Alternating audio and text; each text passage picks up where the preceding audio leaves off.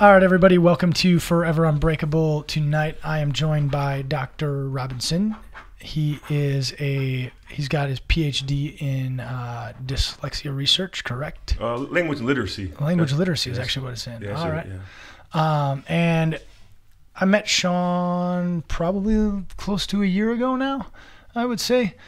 And the guy is an absolute inspiration to me, from seeing his educational accomplishments to also his physical accomplishments. And more than his accomplishments is his desire to continue to accomplish more. And to me, it's above and beyond. Even when I look at myself and like my desire to move on and try and accomplish something new and next level, a lot of that is derived from guys exactly like you, Shawn, and yourself, because I see you go to the gym and push and try to, beat this burpee challenge that you've given yourself that nobody else has put on you, or now trying to pedal 100 miles on a pedal bike that isn't a high-end bicycle, to your the point that you've reached educationally and continuing to try and get to the next level. But then also remembering the people that cared about you, and remembering to give back, because you're constantly giving back to everybody around you. Anybody who needs help, if they call, I know that you're the guy who drops everything that's going on and you go and help them. And I think that that's just awesome.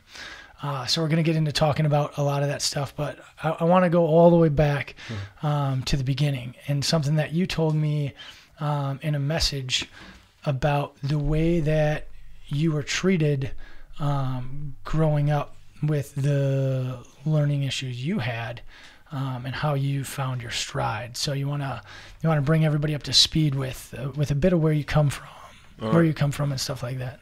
Yeah, well, first, I'm blessed to be here, so thank you for giving me the opportunity. Absolutely, man. To spread the message of hope that God has given me. I'm from the suburbs of Chicago. Grew up in Wilmette, Illinois, just outside Chicago, by Evanston, where Northwestern is. Okay, yep. Pretty much in special education my whole career, in terms of academics. Yeah. As far as I can remember, elementary school. My mother realized that I had a learning disability, in the school district that I was in previously. They wanted to put me in all self-contained classes with African American males, predominantly. Yeah. And my mother's was like, no, my son's not going to be pigeonholed or in the box of special ed, and just not having any future or hope, because that's what the system does, essentially. Just keep kids in a dark place, and it's hard to get out if you have no hope, right? Exactly. So she moved me to a different district where I was still considered an other, not just because of my race, but because of my learning disability. Yeah. And so I was always just an outcast because I didn't know how to read. I was frustrated, pissed off.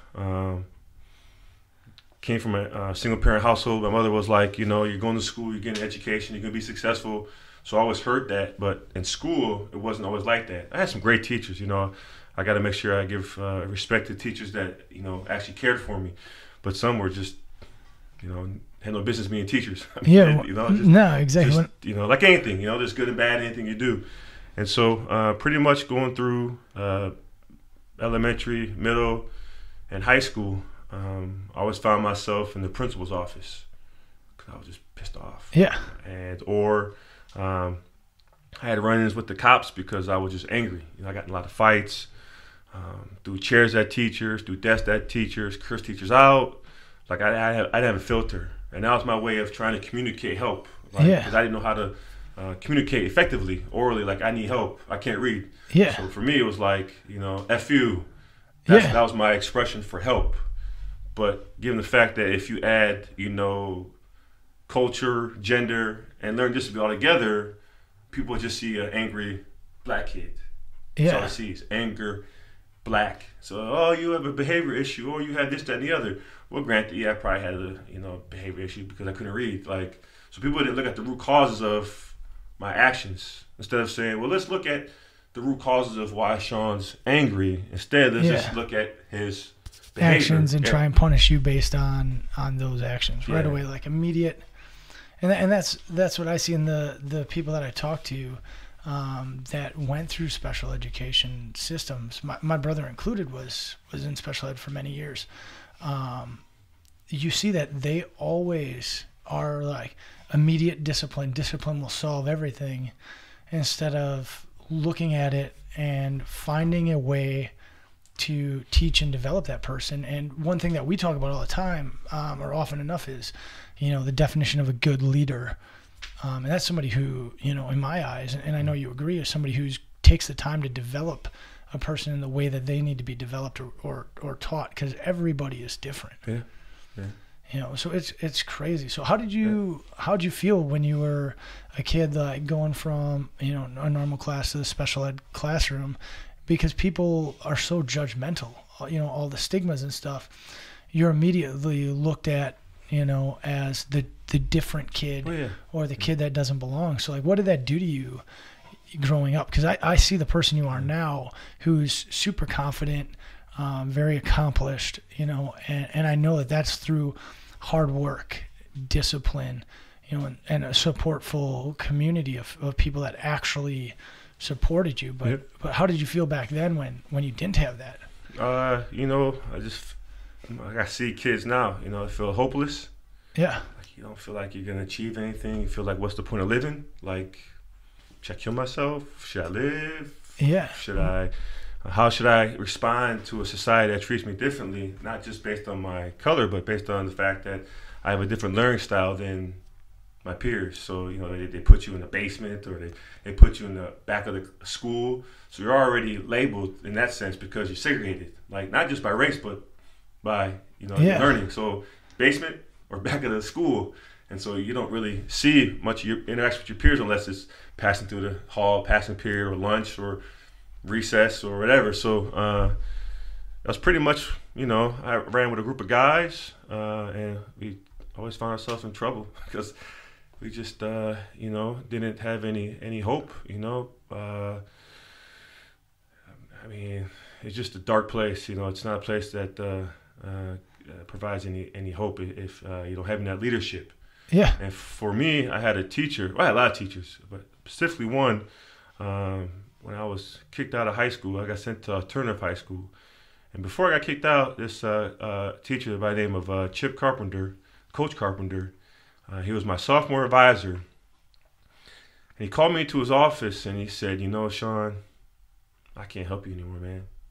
It's like you just make it too hard for me. Everything I try to do, you just are like resistant to my help. Yeah. He was like, either you end up dead or you end up in jail. That's what he told me flat out. He was like, look, I don't know what it means to be an African-American. I don't know what it means to be biracial. I don't understand your struggles as a white male, but I want to help you. I care about you. I see success in you. Yeah. And I was like, yeah, man, whatever. Give me say it for somebody else, right? Yep. And he's like, what I want to try one more thing. And I was like, okay, fine. It's like, I want you to be a coach and a peer tutor in Special Olympics. Nice. And I was like, man, I ain't working with those kids. Yeah. And I said other words, but I can't, it's not appropriate to say. And he was like, no, seriously, I want you to work with those kids. So he had me meet with the teacher who was in charge of the Special Olympic program and the peer mentoring program in '94. I haven't stopped coaching since, man. Dude, that's been a coach ever since. That's awesome. Let's talk about your first day going to help out with the Special Olympics. Because I've done that before, and like I said in the episode that's airing before this one with Christian, where all he deals with is people with disabilities. How nervous were you? Because I was super nervous going to my first ever time dealing with anybody with disability of any sort. I was nervous because I was like, I don't interact with people with disabilities. I'm this, person that doesn't have to do that. And I was like, I'm not gonna touch them like they're like, no. So like, how did you feel? Because I know that I wish I could go back and like slap myself in the face for being so stupid. So how did you feel going to your first Special Olympics thing? Like, describe that and what it was like that day. It was a natural fit. That Coach Carpenter, man, he saw something in me that I didn't see, and just being in that environment pulled out my leadership skills. Yeah. Like, I still struggled with reading, but I had to help the kids in class learn how to read. So I was pretending like I knew how to read to teach them. but I was giving them confidence, but at the same time, it was helping me learn how to communicate effectively. It also helped me understand my leadership ability, which I never knew because it was under layers of anger. Yeah. It just was a natural fit, man. It was just, I had no fear, you know. And then they start getting me involved in more activities, in the school. And even when I got kicked out, I got sent to the alternative program. In order for me to participate as a coach still, I had to be on this behavior plan. And so I knew how much the athletes respected me, and I know how much I respected them. So that helped me change my behavior. And it just, from there, man, it was just a natural fit. I coached track and field, bocce ball, basketball. I taught life skills, math, reading, job skills. Took the kids to the jobs, you know, helped them do applications. So it was just like a natural fit. Like I had no nerves. It was just, that's awesome. Just, you know, it was a blessing. Kids didn't see color. They didn't care if I was green, blue. Isn't that crazy? Today, yet kids still, like, children don't see color. Their parents have influence on that, I think, and so does society. And eventually, you know, they'll hang out with friends that have a certain belief, and they'll begin to get those beliefs.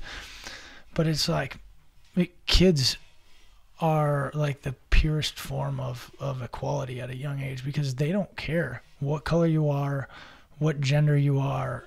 They just want to hang out and play ball or play on the swing set or go to the playground. Like, they don't care. Like, how do you feel, or what do you think about, like, why that happens? Like, why is it that we get to a certain age and all of a sudden it's like, you're black, I can't hang out with you, or you're Mexican, I can't hang out with you, you know, or you're white, I can't hang out with you. Like, it goes on all sides, and it's so ignorant.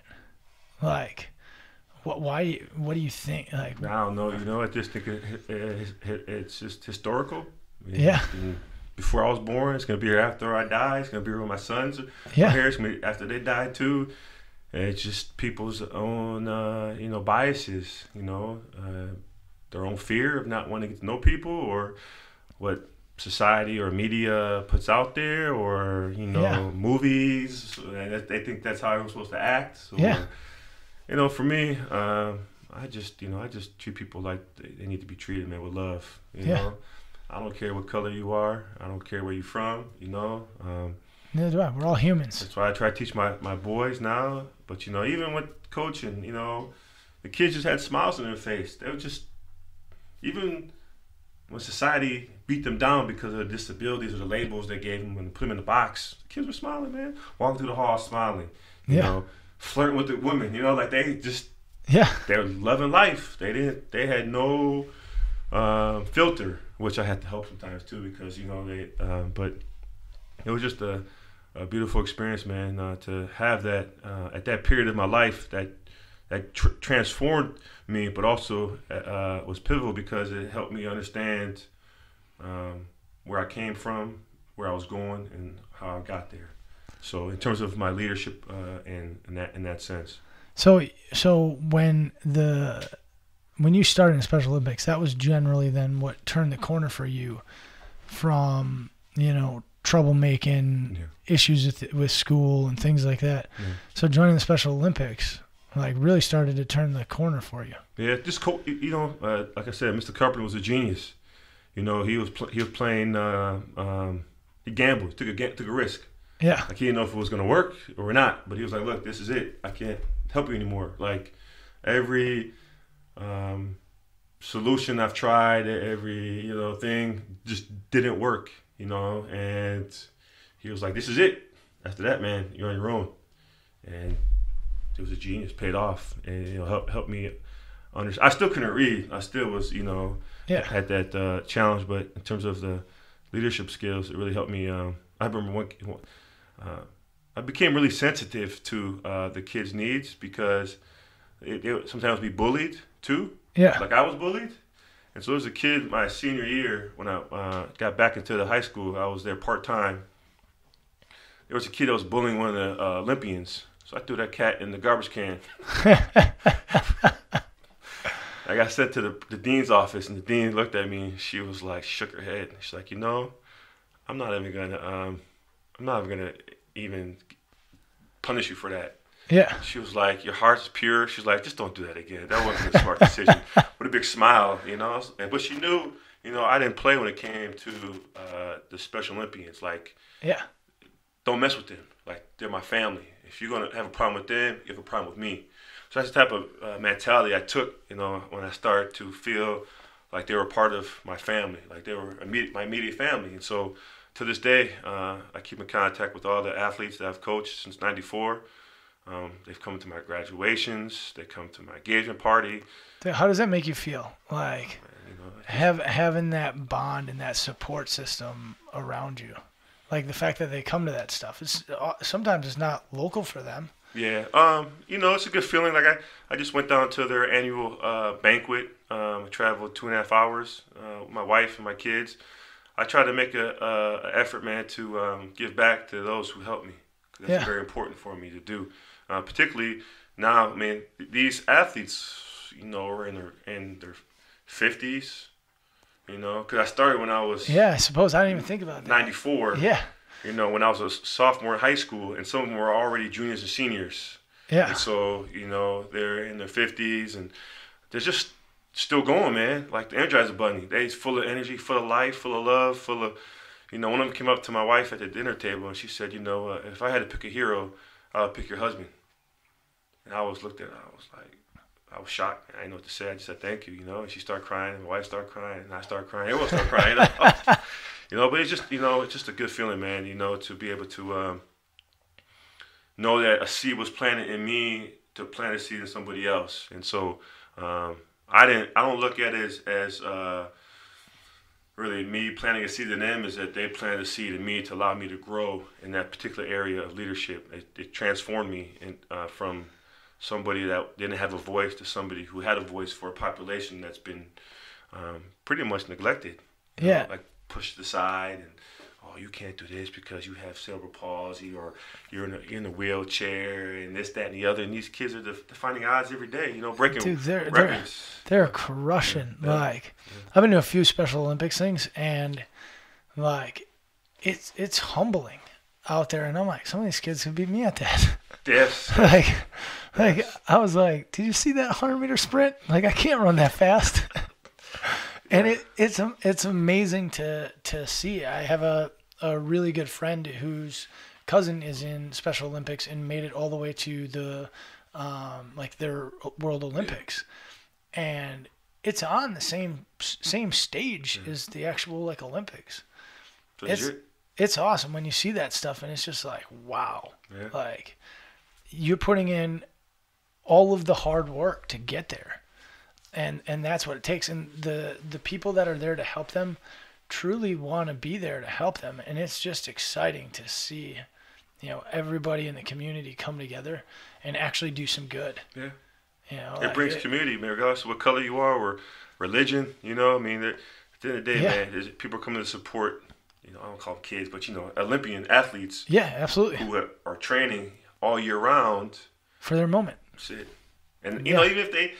You know, even the ones that maybe might not reach the goal that they had expected, like anybody, they get down, but then they're right back up again. And add it again. It's like, you know, when you talk about Unbreakable, man, I look at the Special Olympians as unbreakable because they just keep going. Yeah. They just keep moving, man. They just, you know, regardless of what life throws at them, they just like, you know, I'm happy, I have a smile, I love life, I'm going to keep it moving. So that's kind of the attitude that kind of, you know, I took from working with the Olympian when I was in high school, and I just kind of kept going even in college when I got accepted to college, and it just kind of just worked itself out. Yeah, talk about the college experience, getting accepted. So from getting kicked out in high school to getting accepted in college, I mean, that's a huge change. Yeah. So the alternative program I went to was focused on students with behavioral issues, and so most of the kids there were all angry. You know, some were there for drugs and whatever. And so my high school counselor told my mother that college was not an option for me, and I'd be better off working as a mechanic or McDonald's my career. Nothing wrong with it too, man. You can make a lot of money. Yeah, Mechanics, right? Or yeah, absolutely. if you own McDonald's, you can make a lot of bank if you work your way up. Yeah, but I mean, but she had no expectations for me. Yeah. She was like, college is not an option for you. My mom was like, F you. My son's going to school. It's so awesome that you had your mom in your corner like that the whole time. You know, that she didn't give up. She didn't quit on you once. Yeah. So she always said, there's a school for everybody. Yeah. Like, there's college for everybody. Like, you can go to a college, university, you just find the right one for you. Yeah. So she was at a beauty salon getting her hair done, and she heard the lady next to her talk about this program at University of Wisconsin Oshkosh, where they have a program for students with learning disabilities. And she heard that her son was on the waiting list. It was like a 3-year waiting list. So my mom was like, oh, I forget this. I'm calling the director myself. So she called the director, and she was like, look, my son's struggling. The school district's not helping him. He's angry. I'm angry. I want my kid to be successful. Can you help me? And he was like, okay, come up and let's meet. I'll do some tests. So this is November, and we're driving. First time in Wisconsin, snowstorm, blizzard. I'm kicking, screaming, cursing at my mother, telling her I'm not going to college. I'm stupid. I'm slow. F this. Turn around. Let's go home. Like, this is not worth it. And granted, we're in the blizzard. We've never been to Wisconsin. So she pulls over. She calls the professor, and he was like, look, no storm is going to stop me from getting an education. Yeah. My mom was like, shit, we got to go. Yeah. We got to get in the car and go. So we go. I'm still kicking. I'm still screaming. I'm telling my mom, this is pointless. This is worthless. Why are we doing this? So we get there, and I'm sitting outside, and here comes this little old dude, Dr. Robert T. Nash. He said, come on, Shawn, I want to come to my office, do some tests. I was like, oh, shit, test. More tests, So we're doing this assessments, and he said, I want you to spell the word came. And I was like, oh, yeah, man, I can spell that. He was like, go ahead. I was like, K-A-M. He was like, spell it again. And I was like, K-A-M, like confident. He was like, you didn't spell it right. I was like, yeah, I did. He goes, do it again. I said, K-A-M. And he was like, no, it's C-A-M-E. And I was like, okay. He was like, you have dyslexia. And I was like, what's dyslexia? So you didn't find out you had dyslexia till college? Well, it was actually into my senior year. Okay. Going in. Yeah. And so he was like, you have dyslexia. And I was like, well, what is that? He was like, it's a neurological, people say disorder, but it's an inability to understand the sound structure of our language, which influences fluency, comprehension, spelling, all of it. Yeah. So he's like, you can't read. And I was like, oh, shit. Like, thanks for telling me something I already know already. Yeah. So he calls my mom into his office, and he goes, I see something in Shawn, and I want to take a risk. Same as Mr. Carpenter. He's like, I see something in him. I don't know what it is, but I want to accept him into the program. And mom was like, what? She was like, yeah. I was like, he's accepted into my program. Now, it doesn't guarantee that he's accepted into university, but I'm accepting into my program. Yeah. So he has to do the application process to the university. And he was like, but 99%, if I accept him into my program, the university's going to accept him too. And I was like, oh, shit, Like, shit's getting real. Yeah. So on the way home, I'm like, I'm going to college, man. My whole paradigm thinking shifted, right? From not going to college to going to college. So I was telling all my teachers, like, oh, you're not going to college, I don't believe you. And I was too illiterate to do my applications. My mother did my entire college application, the whole essay, paperwork, everything. Because I graduated high school with an elementary education level. So I was reading, writing, spelling at an elementary level at 18. Yeah. And so and getting ready to go to college. Got to go to college. So it's crazy. Got my acceptance letter from Oshkosh. Started like 2 weeks after I graduated in a summer program. Never looked back, man. Never looked back. Just grinded it out, man. Once he taught me and other professors taught me how to read, I never looked back. I just kept putting one foot before the other, and I knew what my purpose was, to educate myself and to educate others. And man, education gives a lot of hope to people. It does. How did you feel the first time that you learned to read? You're now 18, 19 years old. The first time that you learned to legitimately start to read, how'd you feel? What was it like? I don't know if I could describe the feeling, but it was like the light bulb just clicked on, man. It was just like, I can read. Like, I can do this. I'm capable of learning to read. And once I got it, I never let go. Yeah. I just was hungry. Because I can't imagine that sensation, because I could always read from as young as I can remember. I could always read. I could always write. So it's not like it was not given to me for forever, and then all of a sudden I unlocked this. But I would imagine that, like, you just don't set books down. Like, you just start going and hammering. And when I talked to Christopher, that's what he said. He's like, when I learned how to read, he's like, it was on. Yeah. Like, I was burning through everything. I was catching up. Yeah. He's like, I had this huge gap that I had to play catch up on. Yeah. And he's like, I went from a 2nd grade reading level to a 10th grade reading level in 3 to 4 years. Yeah. Like, I mean, it's insane when I think about it. Like, it's real, man. I see kids now, elementary, middle, high school, and, they're just angry because they can't read. Like, they really legit can't read. And so for me, when I learned to read, it was on. Like, it was just, I learned strategies, and it took me 6 years to graduate, which, usually you take 4 years, maybe 5. But it took me 6 years because I had to learn everything that I missed K-12. I had to make that up. And before you could start. So in college, I had to make all that up in college.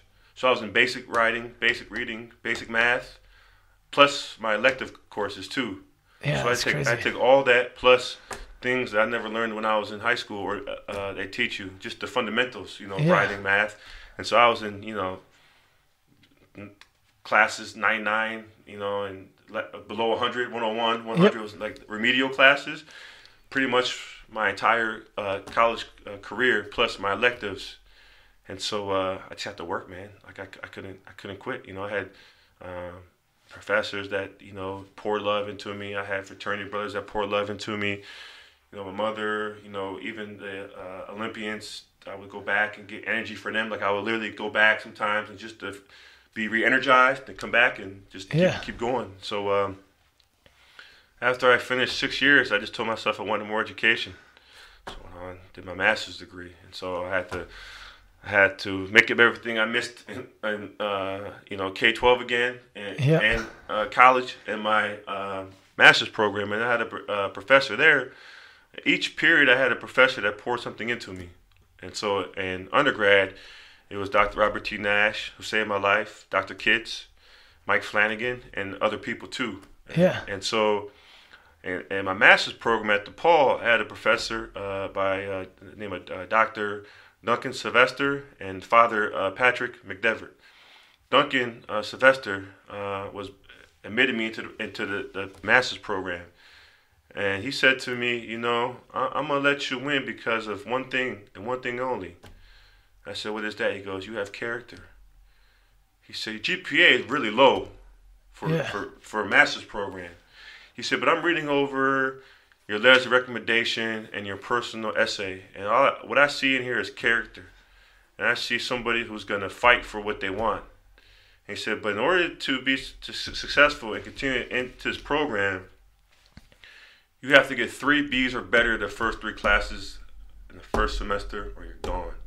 No expectations, period. Damn, that's insane. Yeah, like he put here's the hammer. That's it.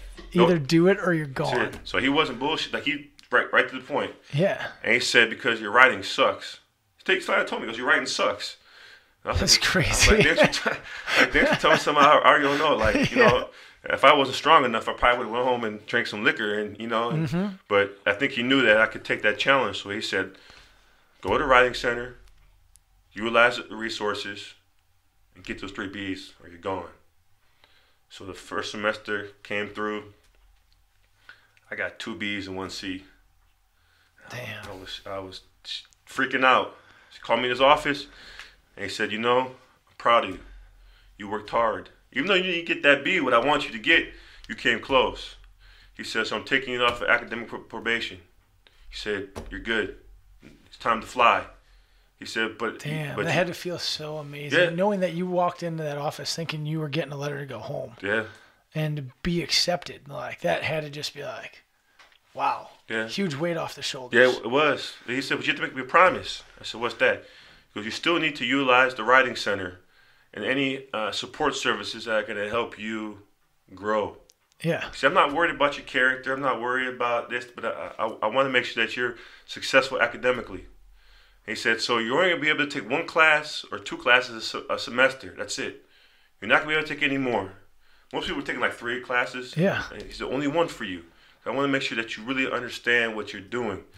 And so that's why it took me 5 years, man, because I had to, catch up. Just grind it. That's it. And so. But like I tell people, I'm like, the journey that gets you to the moment of success, right? In academics, that's walking across a stage, receiving that diploma. Yeah. The journey is far more valuable than the diploma itself, I think. Like in my life, the journey to every success I've had is what I reflect back on, and it's actually what I miss. Like I there's moments that I barely remember of days of achievement, but I remember the journey that it took to get to that day of achievement, and that is like when I reflect on it, I'm like, man, I miss the journey. Yeah. Like, I miss the hard work, the struggle. It's real. Yeah. Because right out of high school, with my undergrad and my master's, I was in school straight 11 years. 11 years straight. That's crazy. Non-stop. Grind. 11 years. Just straight. So after I finished my master's program, after 11 years, I had a 2-year break. But I don't really count that as a break. But I started my PhD. So after high school, literally, I was in school 18 plus years. That's insane. Getting my education. Yeah, that's nuts. 18. So, when students give me excuses, I don't want to hear your excuse. I was in school 18 years. Yeah. Working my butt off to get this. Yeah. So if you don't want to work, there's a door. Just like the teachers did to me too. Yeah. Like, I don't want to hear excuses. I don't want to hear what you can't do. I want to hear what you can do. Yeah, like get those 3 Bs. I don't care what your excuse is. Go get 3 Bs. Just do it. If you fall short, of your goal, but you worked for it, I'm going to help you. Yeah. But if you just flat out give up, then you're on your own. Failure is good sometimes, honestly. Yeah. Like when like the most recent thing that I did was that world record, and numerous times leading up to it, I failed. I quit. I took the pack off and said, "This is impossible." I bit more than I could chew, and then through that failure, I would do a deep reflection of myself and be like, "Don't be this way. Don't be this guy that just gives up. Like, get back up and go and deal with the struggle." Yeah. And like you did that academically. Like I can't imagine, because academics have come mildly easy to me. And like that's when you told me that number, and you sent me some awesome articles and video clips and things like that that I cherish as a learning point for me. But you told me the statistic of 1 in 5 people in the classroom. Yeah. They have dyslexia or some sort of reading disability struggle. Yeah. And so I was talking to my buddy Justin, who we went to high school together, West of Pier. So nice high school, really nice. But he used to get picked on in school because he suffered from a learning disability and had to go into a special education classroom. And now I run with him all the time. We're actually going out to run 100 miles together out in Arizona. And he's overcoming all odds now, and he's gone back to college and had to build from that process. And back then there was the stigmas that like if you had disability you weren't good enough, you weren't able to be like everybody else. And to see guys like yourself, Christopher, Justin, all out now excelling and beating people, crushing people that were given the God-given talents, but didn't do anything with them. And it just blows my mind, and it makes me like so happy to see it, so proud to like be able to have you guys come on and just tell your story so that people know, because there's kids right now in class that are struggling, can't read, can't write, and like to let them know that there's hope out there. And like some of the initiatives you're starting and programs that you're building and books that you're writing, like talk about some of that stuff, because it's huge resources that are out there. That when you told me what you're providing, and like, do you think veterans might need this, I was like, I don't know, but I bet there's some out there that struggle to read and write. I guarantee there is. A lot. I mean, adults too. You know, I mean, Yeah. struggle too. I mean, even in the prison system, I think it's like almost 85%, maybe a little higher, around there, maybe 80, are illiterate. Yeah, that's insane when you So, think about it. Like, But I mean, these are grown men and women. You know, look, I'm not God, I'm not a lawyer, I'm not a judge. I'm not here to look down upon them, what they've done in life. You know? Yeah. But just having the interactions with them, most of them, ones who are not con artists, who are honest with themselves and others, yeah, they admit, look, I couldn't read when I was growing up, so I got in trouble. yeah, And that trouble ended up in juvie, and then in jail, and then in prison. And so Yeah. everything started back when they were young and couldn't read. yeah. It could have been fixed by anybody giving them a chance, That's it. pointing them in the right direction, That's it. doing what your coach did, pointing you in the right direction, and that first initial point caused all the change in the world. Yeah. Gave you hope. That's it. Hope. You know?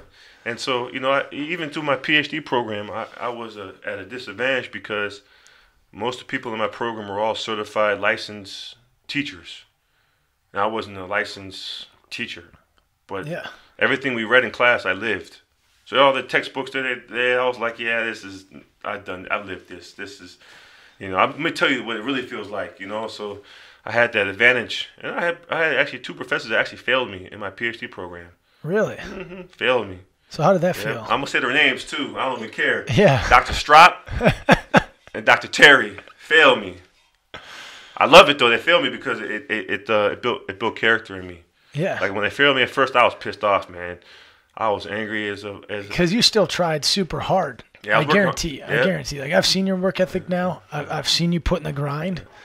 But they failed me vindictively. It wasn't a fail to try to motivate me. It was a fail to try to get me to quit the program. Like, it wasn't like, like it was a tag team. Like, they tagged up on me and were like I did the work the entire semester. There was no signs of failure in my grades. Yeah. And in the final, like week, got my grades and they failed me. Like there was no there's nothing like that preceded up to it. Like I was where you could have fixed it. Yeah, like you take a midterm and you know, okay, I didn't do good in this area. I can sit down. I can call my professor, which I've had to do in the past, and be like, for lack of better words, unfuck me, like unf me, because I am messed up. Like I don't get the material, and I've every professor that I've talked to and every teacher has always been like, all right, let's sit down and let's figure this out. This is what 2 + 2 is, or whatever the issue is. Yeah, I had to, I had, so that's crazy. I drove from Green Bay to Oshkosh almost every day after working full 8 hours, rain, snow, to get tutored by a former professor from Oshkosh who knew the material. And so he bought all the books pretty much that I had. So he was like, look, I'm gonna help you get through this. So I'm going to buy the books too. That's super awesome that he was there for you like that. And so he helped me with the classes too, and he was shocked when they failed me. He was like, they didn't like you, man. He's like, whatever you said or did, they just didn't like you. So they failed me, and so I met with them, and they tried to bully me and try to, tell me that this program wasn't for me, and I was like, fuck y'all, man. Like in my head, see my language. No, but you're good. Good. So then, so then in the meeting I had with them and my chair at the time, they were like, we don't think this PhD's for you. We think you should do something else. We love your effort, but, save that shit for somebody else. Like, I'm not the one you can tell that to. Like, maybe, somebody else in the program who would actually give up. Yeah, but they could have broke somebody. As we talk about being unbreakable, like right there's a moment of unbreakable. Yeah, so I was like, I'm not the one. I told them, I was like, I'm not the one. I was like, you don't know who I am, do you? And they're like stunned. So I gave them my full government name. I said, my name is Shawn Anthony Robinson. And you ain't gonna fail me. I'll be back. And they were shocked. They didn't know how to respond. They were like, well, that's the attitude we wanted. Like, yeah, kiss my ass. Like attitude. Yeah. Like you wanted to fail me. You wanted me to drop out. You wanted me to do something that you wanted. You had in your mind that I was not capable because of my background. Yep. So they'll be the first people. That's the type of person that'll be the first person to take credit for something you do after. Yeah. They're the first ones to jump on credit for something you do after. And if you do something wrong, they don't know you. They just own you. Right. Because they're so All they care about is themselves. That's it. And I'm like, have you ever gone out, when I tell people that I meet that are like that, I'm like, have you ever gone out and helped somebody? Like genuinely, out of the kindness of your heart, help somebody? Say like you do it once, it'll change your life. That's it. You know, it's like the first day you showed up at Special Olympics. Did it once, change your life. Yeah. And that's what I tell people. It takes one time. They have the expectations of what they wanted, and I wasn't that model that they wanted. They wanted, somebody in their mind who they thought was a leader. And so they failed me. They just flat out said, hey, man, it's time for you to pack your bags and go home. And I was like, I'm not going home. I'm staying. That is awesome. I paid my money. Yeah. I'm staying. I'm getting my degree. If you don't like it, quit your job and go teach somewhere else. Said, if you don't like me, that's cool. So I took both the classes again, and I passed. And they, I think, were shocked. But then they were like, well, we were really proud of you. You did a fabulous job this semester. You're like, BS, man. Yeah, like, say that shit for somebody else. Like, I'm not trying to hear all that. Like, And so I had that too. Beat down. I had professors tell me that my research wasn't relevant. I had professors tell me that I would never be a good writer. I heard everything. I heard all the what you can't do versus what I can do. Yeah. So I just isn't that motivating? Tell me what I can't. Yeah. I've heard it my whole life. So for me it was like, I still had that chip on my shoulder, which it's not always healthy to have. Yeah. But I used that to fuel to just keep going, man. So, again, I utilized every resource I had that was free or I had to pay for to help me not only learn the material, but also how to be a better writer. Because I knew that in order to articulate what I wanted on paper, I had to, be able to communicate effectively by learning the skills of writing. Yeah. So, man, for anybody to help me, I drove, again, Oshkosh. I stayed late, working weekends, anything. Like I found people that would take the time to teach me how to write. And once I learned, man, I got 32 publications now under my belt. I just graduated 2 years ago.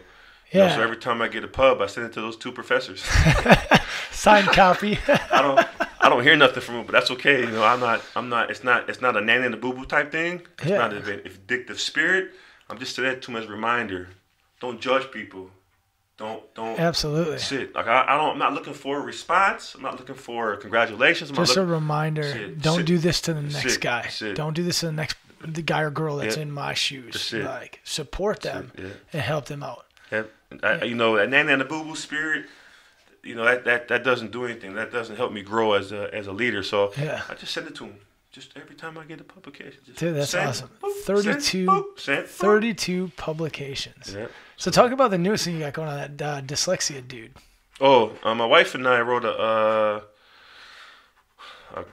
comic book graphic novel. Yeah. And so it really came out of my dissertation because I wrote an autobiography of my life as a gifted black male with dyslexia. So I gifted was my leadership, which was coaching, and my academic drive. And I talked about my experiences dealing with race, being biracial, and how people treated me as other, and how the community of blacks treated me as white, and the white treated me as black. So, and then my dyslexia, my lived experience. So I put them all together, and then the literature around children's literature is really limited when it comes to stories of characters from either ethnic backgrounds or disability backgrounds. Yeah. I mean, disability is something people don't talk about. Yeah. Like, people are afraid of it. Yeah. So I just, I went one day and I looked at my dissertation and I was like, wait, I need to go ahead and write this children's book based on a section of my dissertation. And I have to give credit to my wife because she, she's more creative than I am. Yeah. And so I tried to write it, and she was like, "This sounds like a scholarly article." She's like, "Ain't no kid gonna read this shit." Even the most advanced kids ain't gonna read that. They're not gonna read this stuff. So she changed it to be more reflective to a graphic novel where it would take the reader in and really understand the story of coming from not being able to read as a superhero. That's why we call it Dr. Dyslexia Dude, because it's a character that comes from being illiterate to getting a PhD. Yeah, which is crazy. Like, it's something that I didn't even know was possible until I met you. And I was like, are you shitting me? Like, that it's beyond words. It's remarkable because you had every card in the deck stacked against you. Yeah. Every single card in the deck. And you're like, nope, I'm gonna make it the best hand possible with this deck that I'm dealt and restack it, whatever you want to call it. But you went out and did it. Yeah. Like, you put in the hard work. I guarantee nights with no sleep. Like, yeah. Again, and you did all that. I had a lot of people who helped me, so I also have to, there's too many people to name, so because I might forget somebody, they might get mad. I didn't mention them.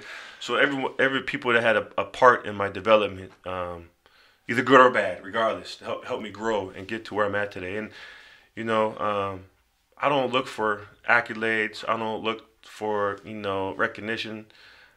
I just do the work that was placed on my heart and purpose of my life, man. And people say, what's your purpose? My purpose is to give people hope.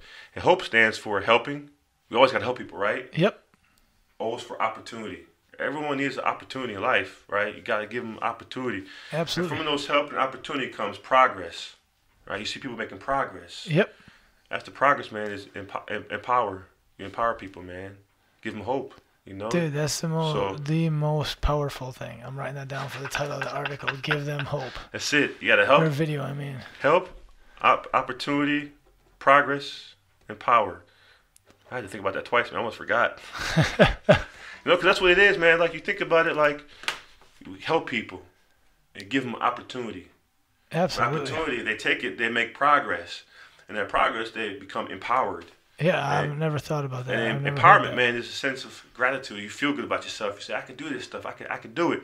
But it all goes back to somebody who helped you, gave you opportunity. Yeah. And watched you make progress. And so that's how it was my whole life, man. And, I've been to the White House twice to present my work. NBC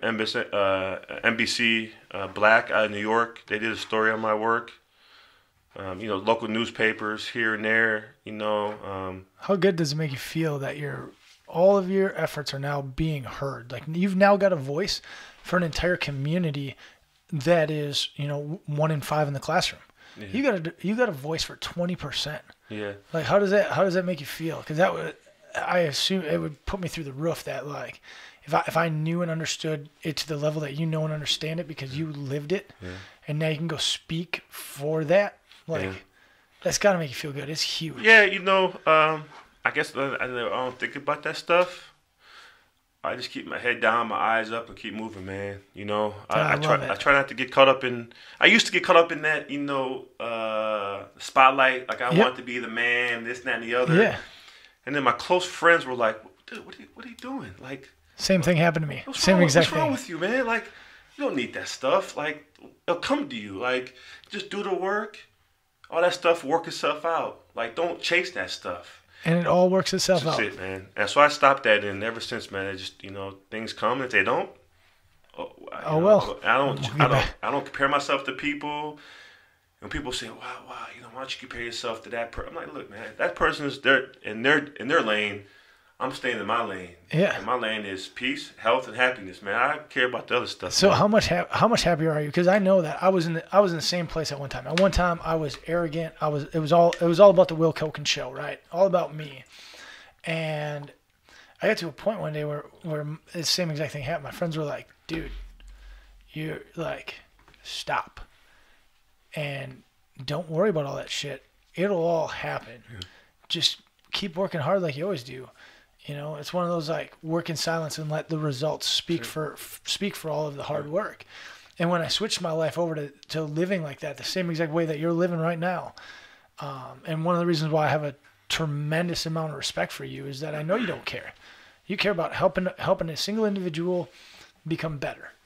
Like, and that's why you are a phenomenal leader, or even better than phenomenal. I don't even know what's better than that, but you're at that level.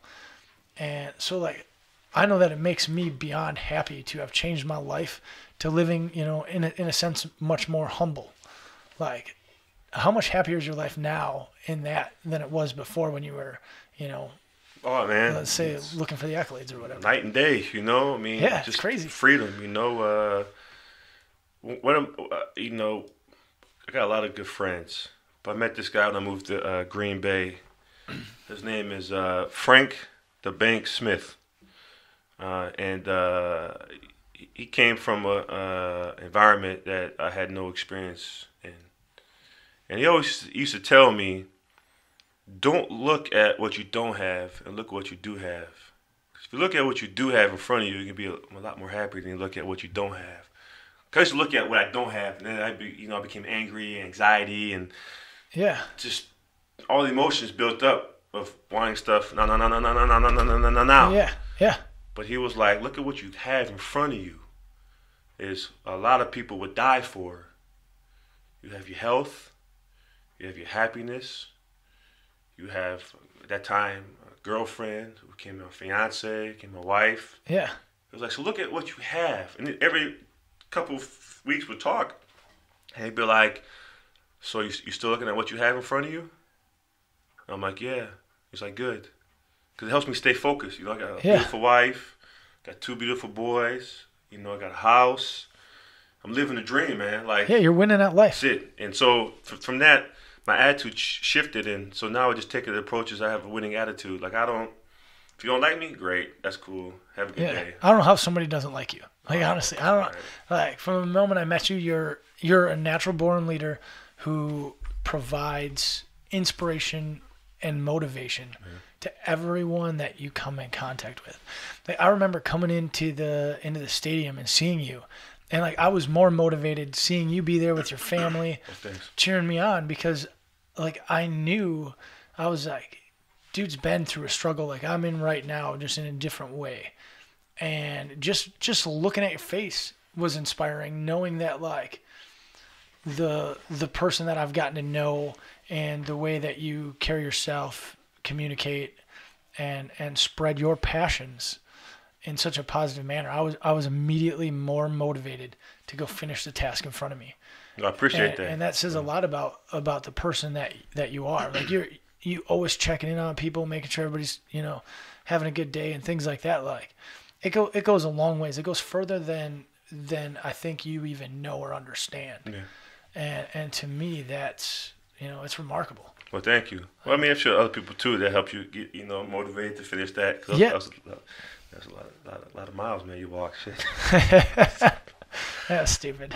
No, man. Hey, you set a goal. You know, you just, you know, that's life, man. You just gotta set goals and go achieve them. That's it. And you know, no matter how you work, I tell kids even adults. Like I went to speak at the Wisconsin Resource Center. I think it was last week. They asked me to be the guest speaker for their achievement celebration, where the students, you know, I like to call them students, but some people call them inmates, you know, paid, whatever. Yeah. They, it was about 55, maybe more students, adults that had accomplished something, either, you know, a GED or some sort of certificate, and while they've been incarcerated. Yeah, which is awesome. Let me tell you, man. You know, again, I'm not God. I'm not a judge. And I told them that when I gave my quick, you know, keynote presentation.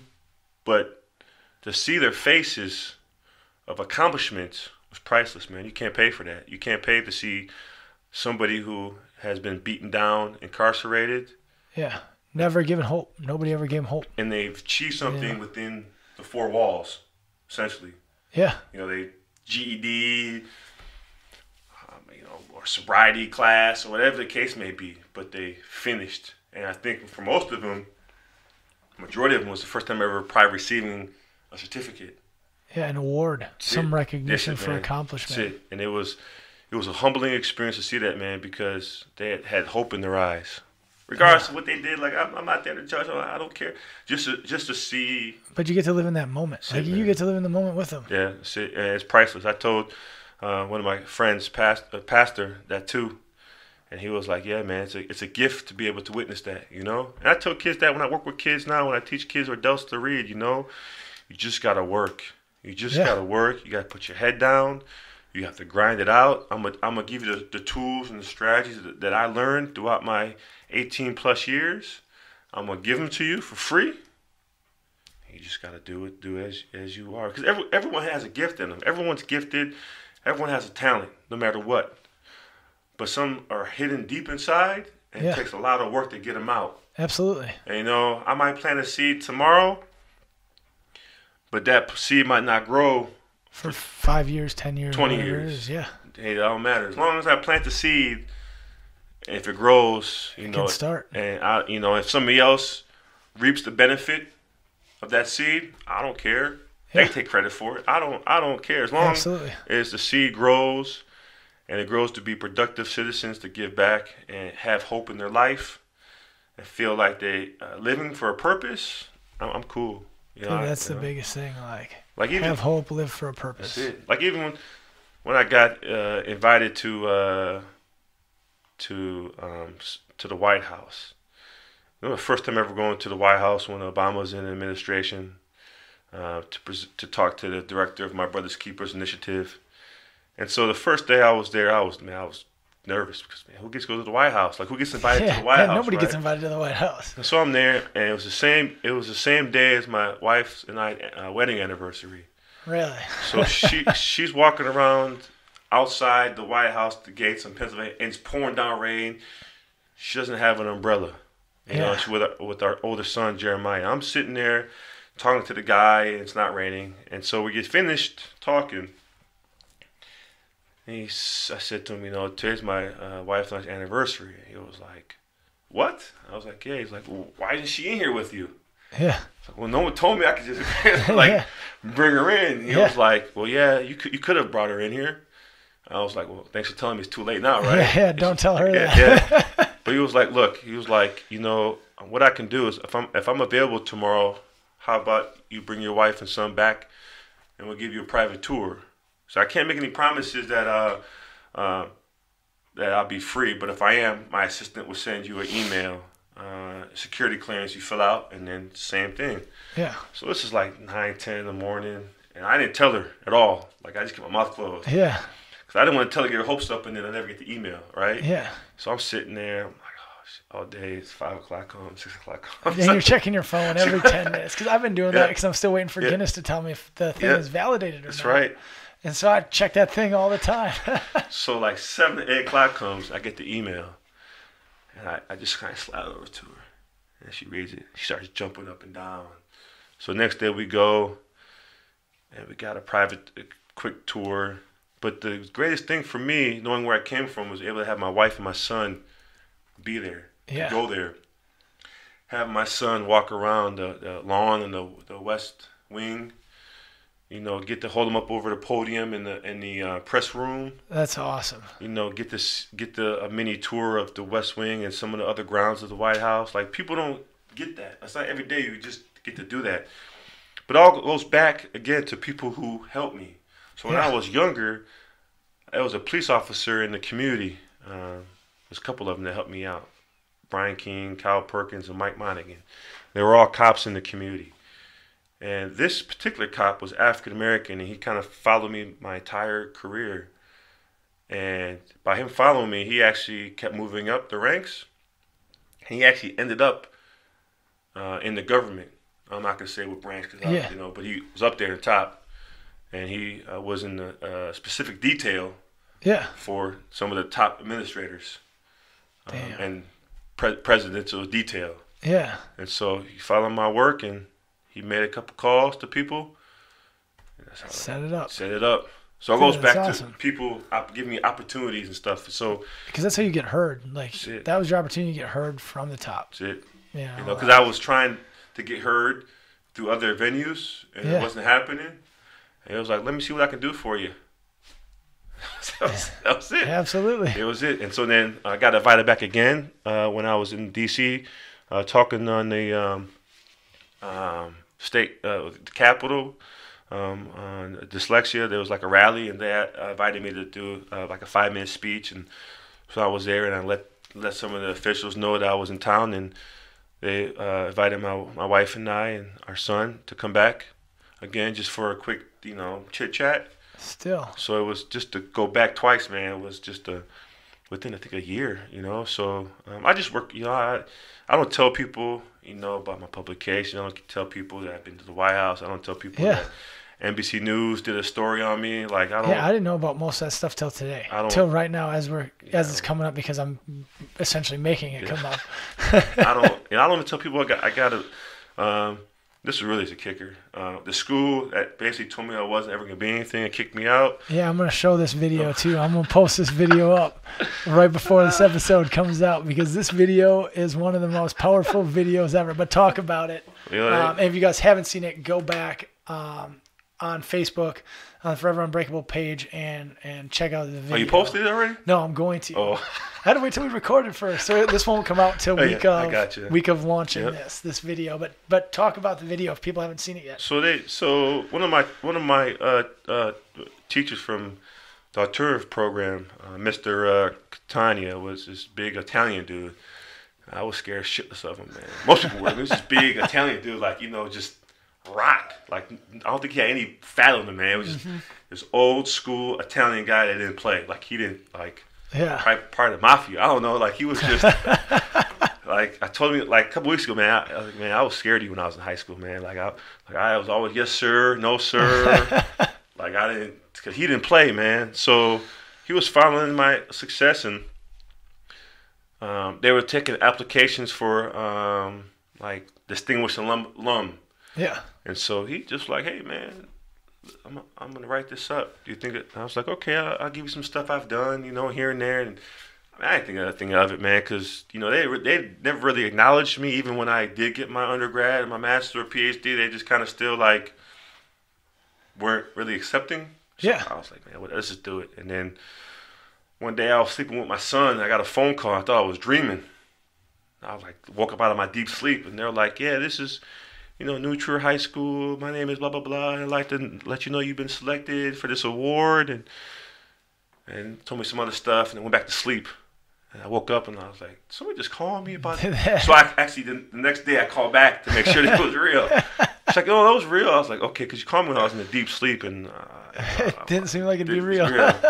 And so I went back for this big ceremony they had, and where they induct a class they only do every 2 years. They only select people.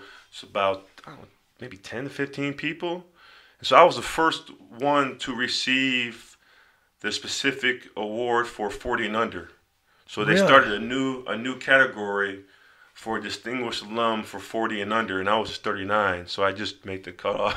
But of all of the students that were still 40 or under, you were the one they picked. Yeah, I was the first one to receive that specific award for that category. From a school that didn't even want you when you were there. No, so now my plaque is mounted on the wall on the second floor of the rotunda, where like the administrative building and students hang out. They have like a wall of honor. Yeah. And so there's all these plaques from people, and so.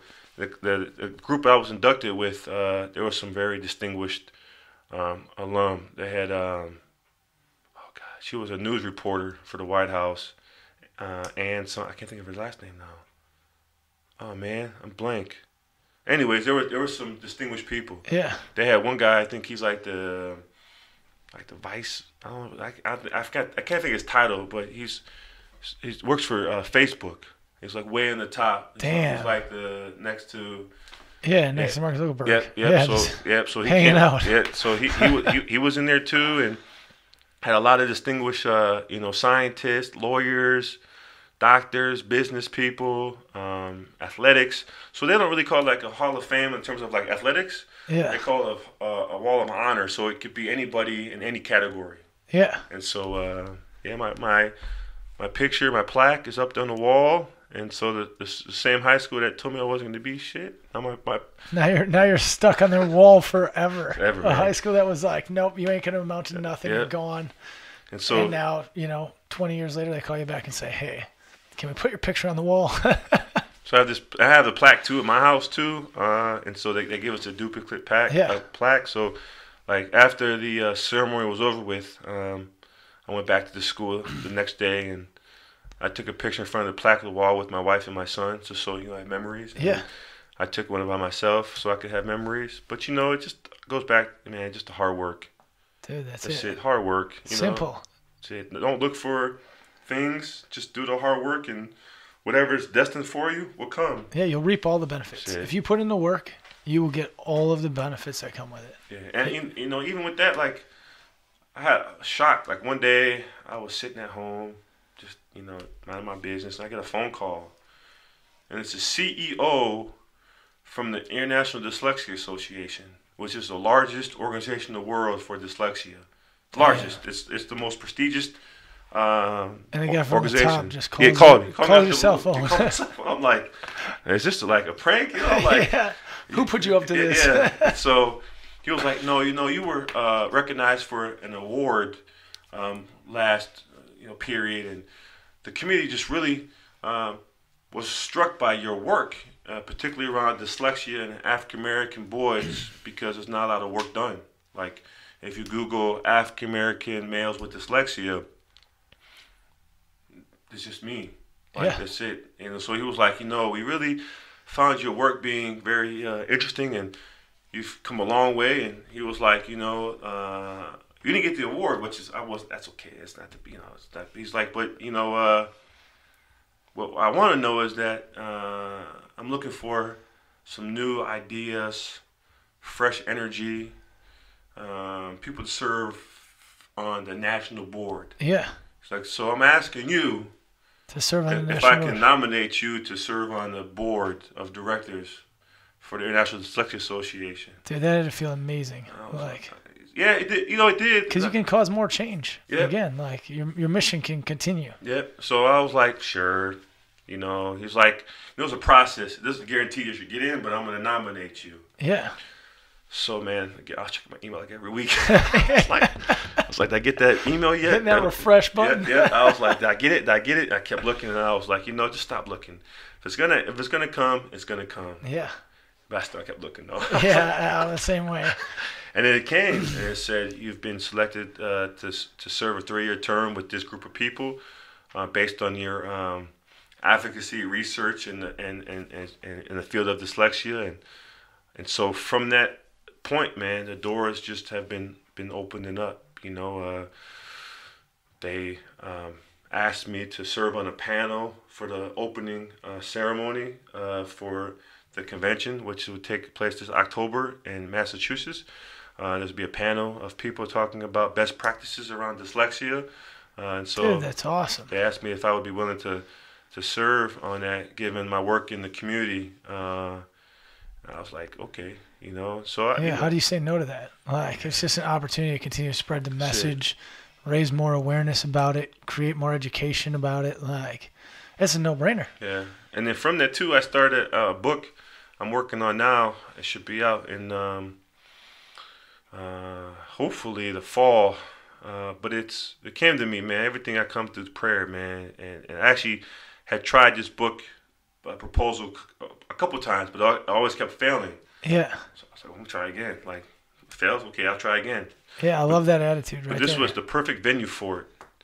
And so I pitched the proposal to the president, not the CEO, the president. And she's like, I'm going to connect you with the chair of the Global Partner Committee, which is all the international branches of the Dyslexia Association.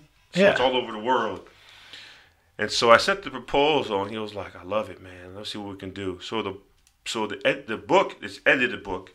It's a volume, and it's personal stories from mothers across the world who have struggled or are struggling to get their kids the service they needed to overcome their learning disability. So, dude, that's huge. I have mothers from Africa. I have mothers from Saudi Arabia.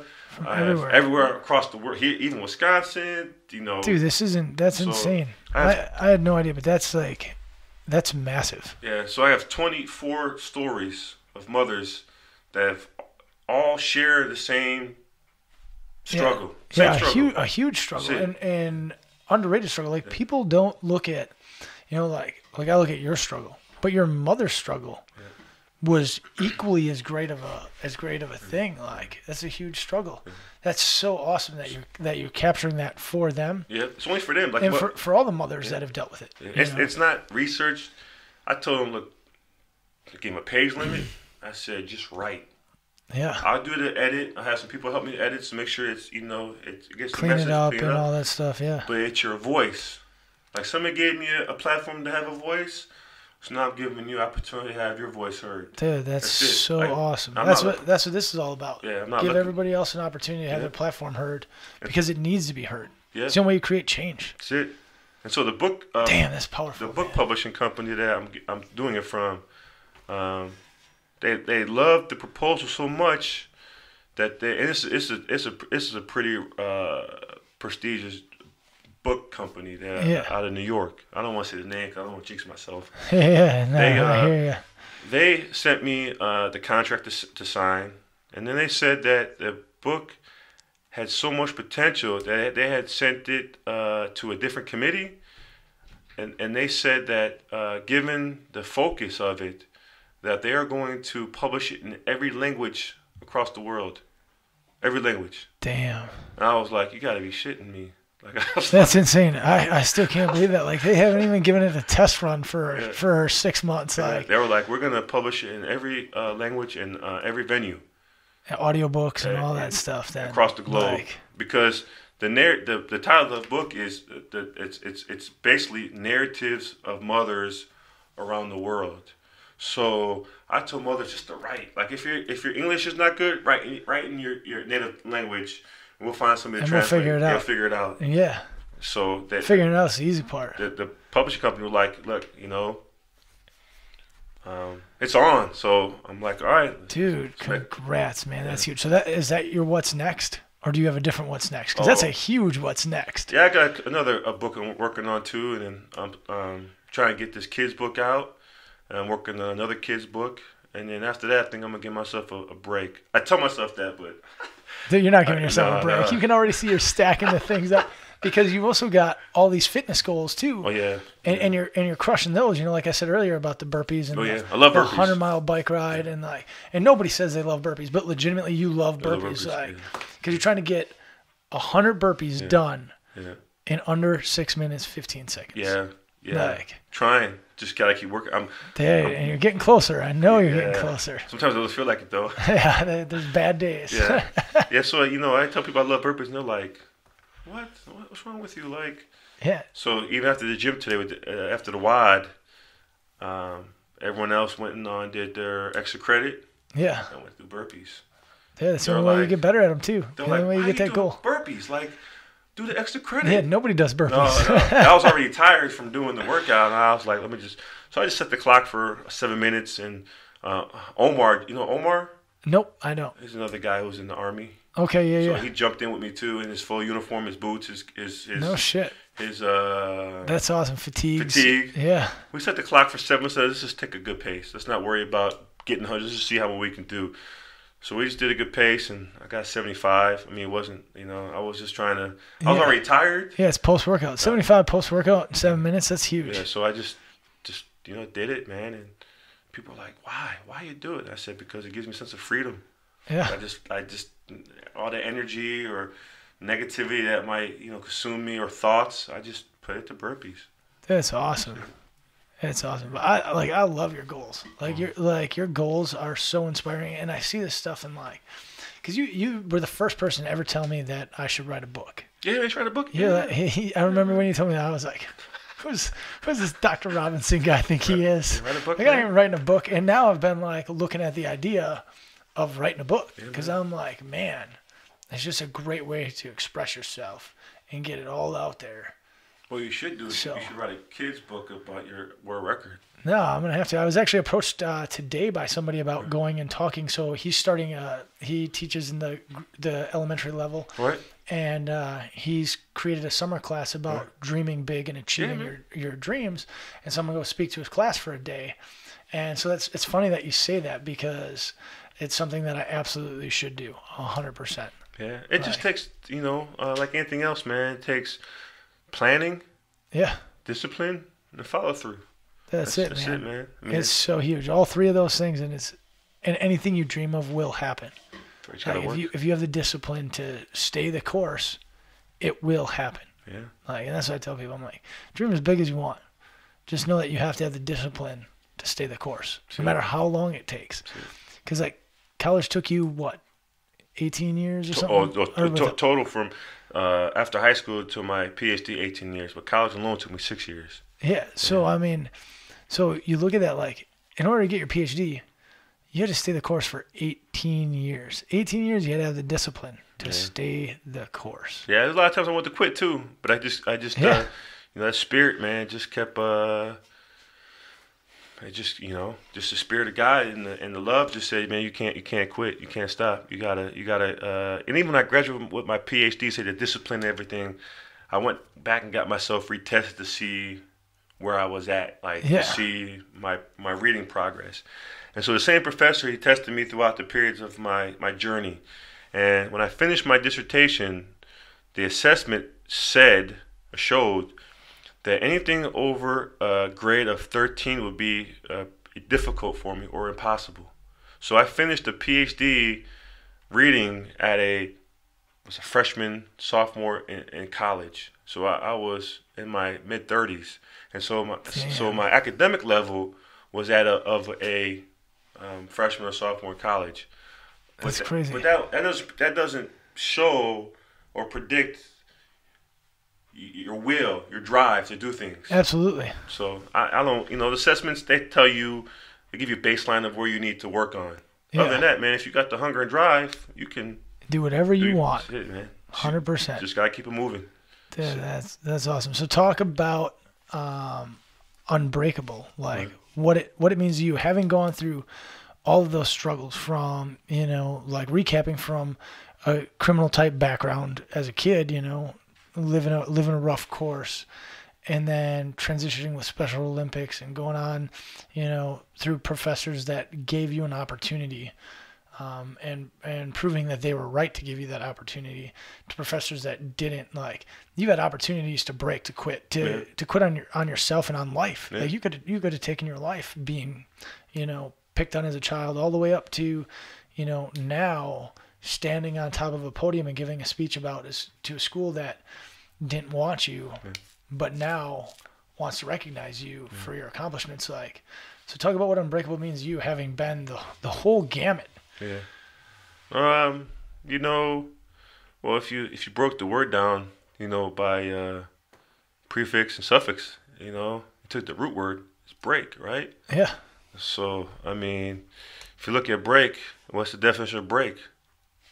Right? Yeah. People who are going to break something, right? Yeah, absolutely. And so, and then you add the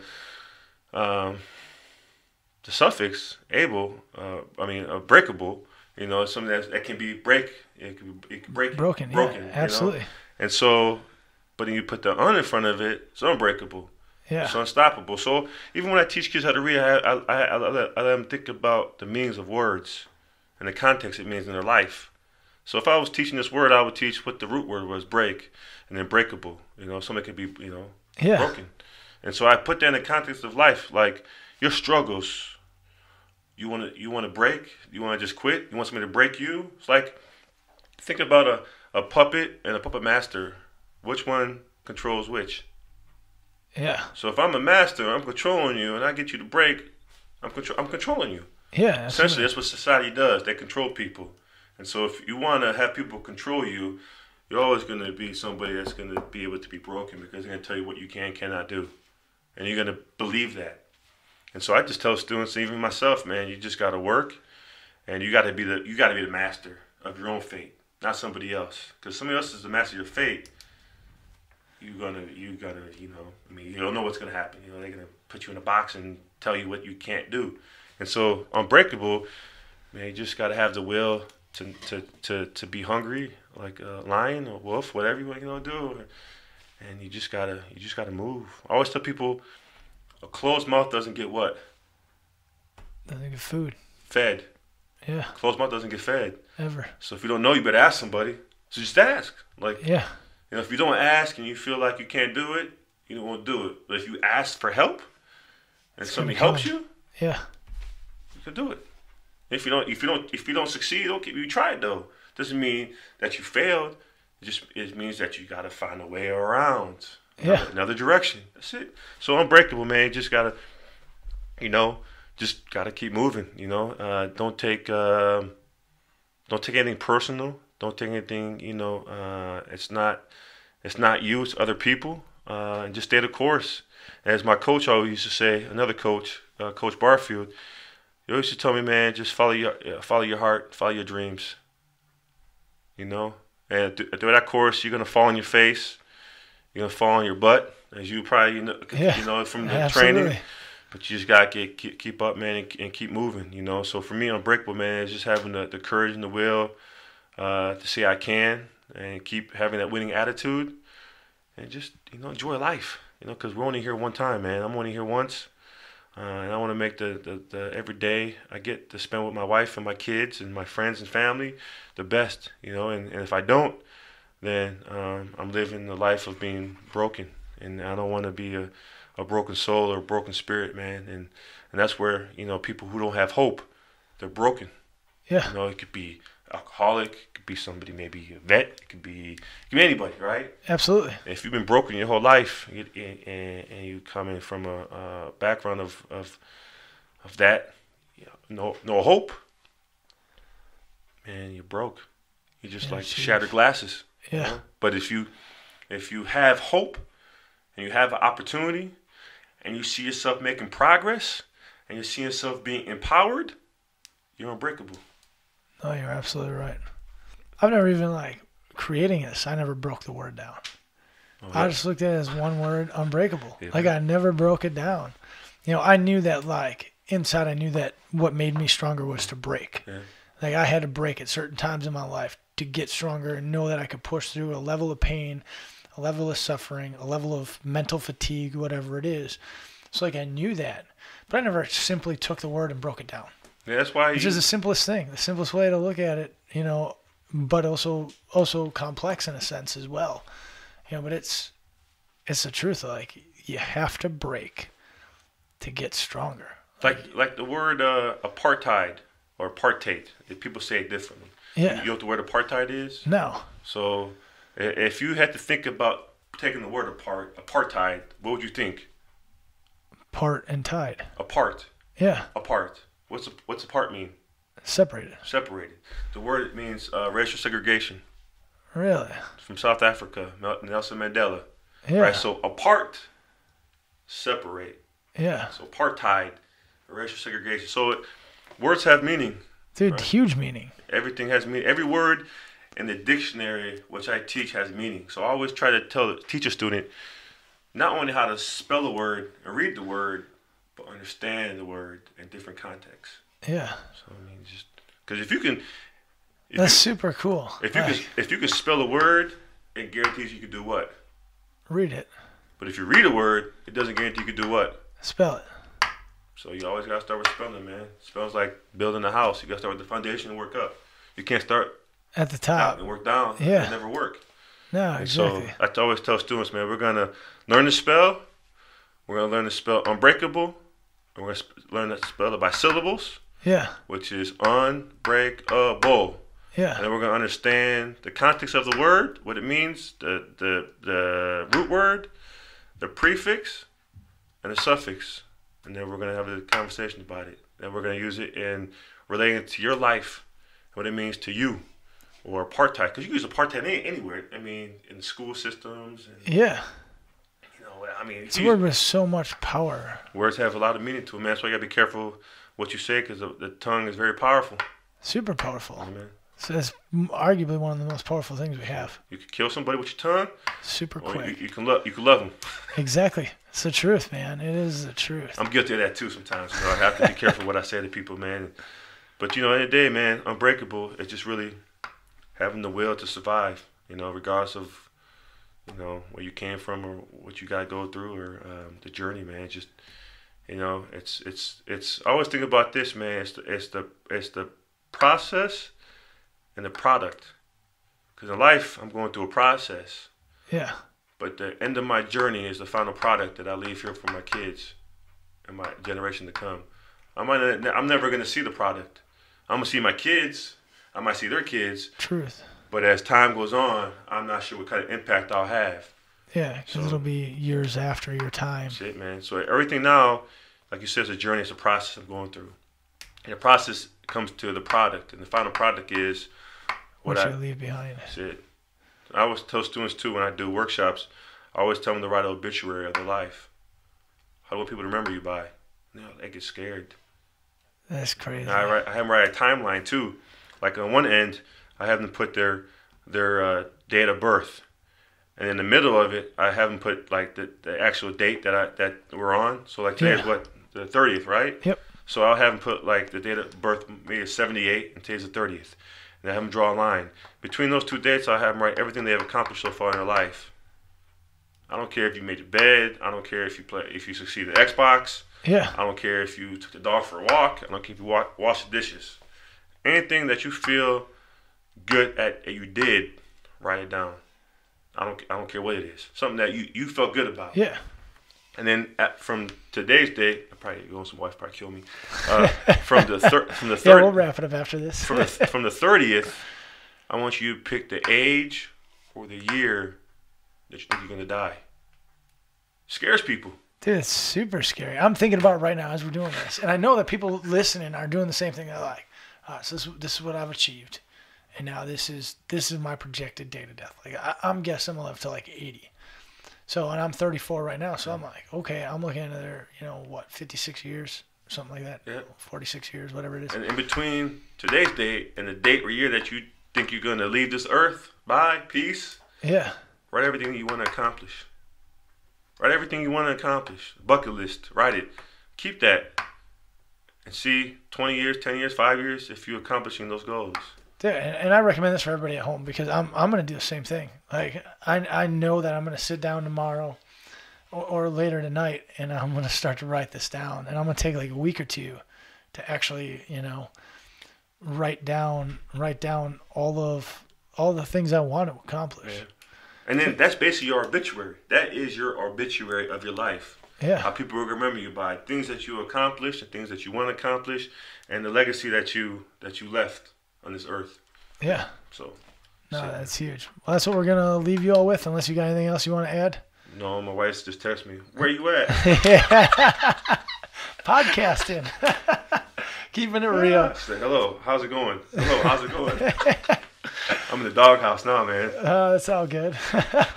She'll see the video and be happy. I'll make sure I give her a shout out. And Shira, I love you.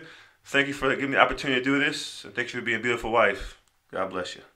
Awesome. I love it. And thank you for letting him come in and help us continue to spread the message about dyslexia and some of the other things the other struggles that happen in this world and how to get help and different things that are out there. So thanks, Shawn. It has been a pleasure. Hope you all enjoyed the episode and continue to stay unbreakable in your lives. Thank you, everybody.